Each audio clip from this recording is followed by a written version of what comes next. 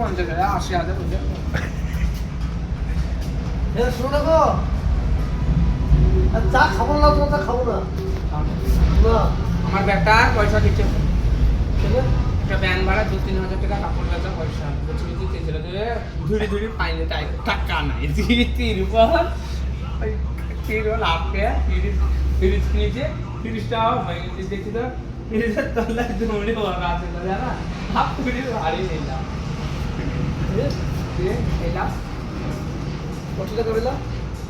2-3 হাজার ভাড়া ওই বেড়া কি বুঝতে পারো? জানি দিলে আর বুঝলাম আমার জীবন বেঁচে থাকলে তো গাছের ফল থাকলে তো বেঁচে গেছে বাবা আমার যদি চিন্তা করতে পারবে